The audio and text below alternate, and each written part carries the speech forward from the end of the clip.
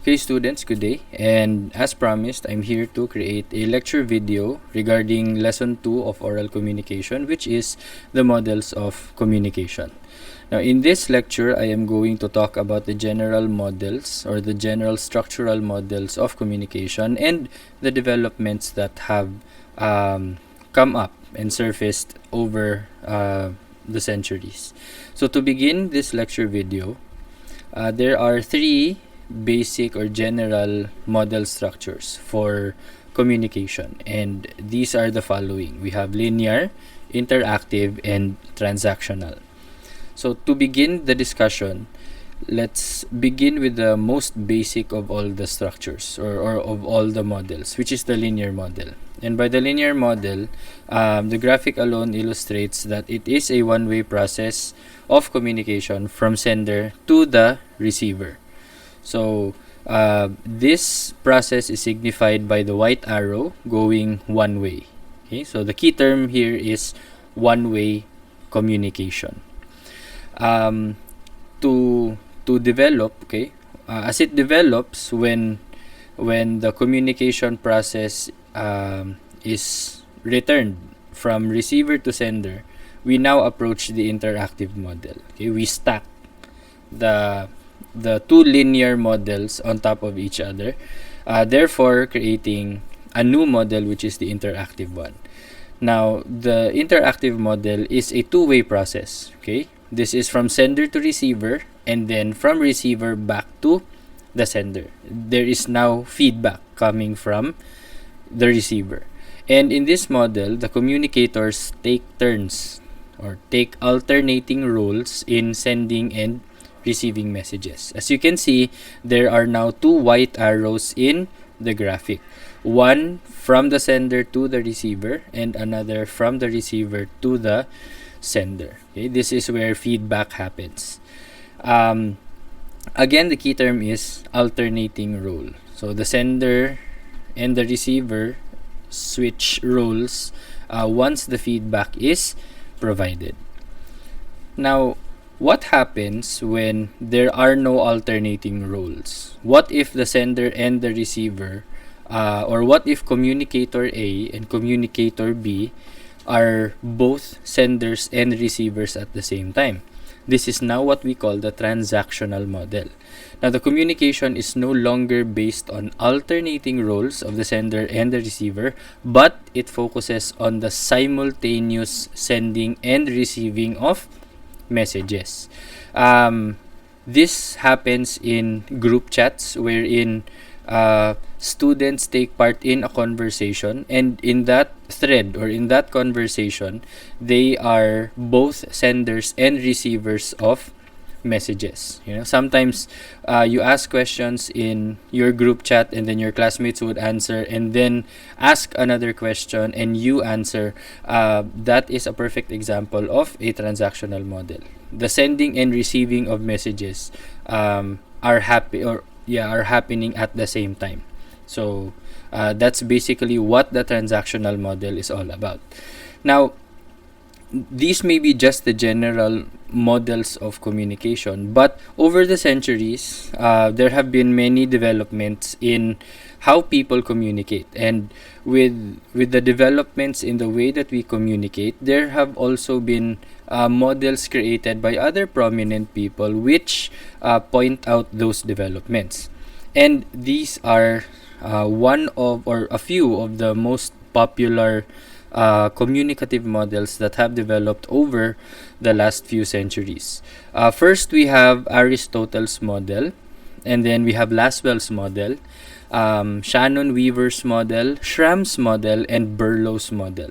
We'll get to the discussion of these models in the succeeding slides, and to begin that, let's proceed to Aristotle's model. Now, Aristotle's model, in terms of its structure, is linear in nature. It's linear because, again, the focus of Aristotle is just the speaker and the message and how it is being delivered to the audience. Aristotle does not emphasize on the importance of feedback. Now, in Aristotle's model, the following elements can be found. We have the speaker, the message, the occasion, the audience, and the effect. You might ask, why is there occasion? Okay.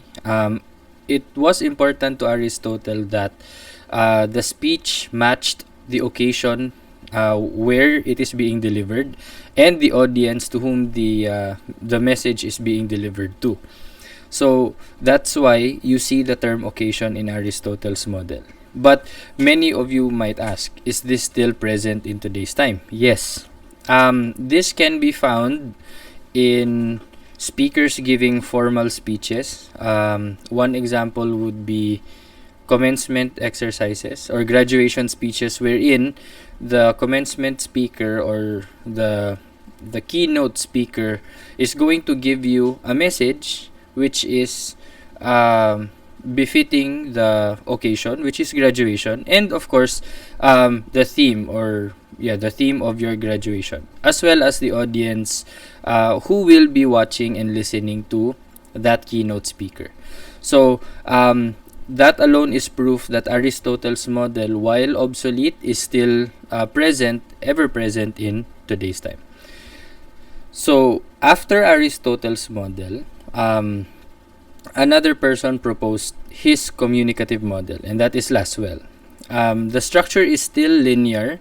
However, the focus of LASWELL'S model is no longer the speaker or the message. This time, LASWELL'S model focused on the effect of the speech on the audience. So, as you can see, the elements are pretty much the same. We have speaker, message, channel, receiver, and effect.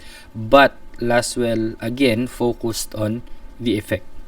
Okay, so it is important that we acquire the desired effect from our receivers, and as such, we must pattern our speeches based on the effect that we want to have on the people who will listen to our speeches. Now, where is this model used? This model is used in the field of advertising strategies or marketing, wherein companies would pattern and design their marketing strategies based on their target audience. Say you want to feature a slimming product. Of course, you are going to target a particular audience whom you would like to patronize your product. And there are desired effects such as increase in sales and such that you want to achieve at the end of the day. That's why most of the marketing strategies, the advertisements, the commercials are meant to entice that target audience to come and patronize your product. So LASWELL'S model is also very, very important. Next, we have Shannon-Weaver's model. And in Shannon-Weaver's model, okay, let me emphasize that Shannon-Weaver is not the complete name. These are two different people, Mr. Shannon and Mr. Weaver. Okay, in Shannon and Weaver's model, the structure is now more complex. The structure is now interactive in nature, but instead of focusing on the usual elements, Shannon and Weaver focused on noise. Okay, what is noise? Noise is defined as anything that hampers or affects the transmission of the message from sender to receiver. And there are two types of noise. You have external noise and internal noise. External noise would come in the form of loud music, or there is intermittent connection, stuff like that. Even a difference in cultural background can still be considered as a noise. Internal noise, however, is something that occurs within the person. For example, personal biases against the speaker. That can be considered as internal noise. Or Emotions can also be considered as a noise. When one person is very emotional or one person is very sad, when people try to talk to this person, there is the big possibility that the original message may not be retained. Or if a person is angry, as many of us might have experienced, it's pointless to talk to an angry person, because no matter how reasonable our statements or our arguments may be, if that person is very angry, sometimes or most of the time, our arguments do not penetrate, and so that internal noise caused a failure in the communication process. So in Shannon and Weaver's model, they added one element, and that is the element of noise. It is found between the sender and the receiver. Where can you find an application of Shannon and Weaver's model? You can find this one in classrooms, wherein when a teacher is talking and the rest of the students are quite noisy and disruptive, some of the students who want to listen to the teacher might not be able to focus because of the presence of noise, external noise. You can also find this when you are inside public transportation and you're talking to someone on the phone, but the music inside that public transportation is quite loud and you cannot hear the person on the other end of the line. So that is another application of Shannon and Weaver's model. Now, almost simultaneously, another person proposed another kind of model, and that was Wilbur Schramm. Now, in Schramm's model, this one is quite unique because it can be both linear and interactive, or it can be either linear or interactive. Why do I say so? Because Schramm's model focused on yet another aspect, one that is not very common in the rest of the communicative models. In Schramm's model, the focus is the field of experience. And the field of experience is the knowledge base or the experience base of a speaker or a communicator. That way, Schramm believes that communication will only be successful if the field of experience of speaker 1 and the field of experience of speaker 2 or communicator 2 overlap. Without this overlap, communication will fail. That being said, that is precisely why the structure may be linear or interactive. If the fields of experience overlap, then communication is now interactive because you are able to engage in the conversation and provide feedback. But if the fields of experience do not overlap, then the structure becomes linear, one way. If a person were to talk to you about a book that you have not read, you cannot provide much feedback about the statement of that person because you have no overlapping fields of experience. You do not have common ground with that other communicator. But when the two communicators share common ground, then there is the return of the feedback. So it's sender to receiver, receiver to sender, sender to receiver, receiver to sender, and then the cycle continues.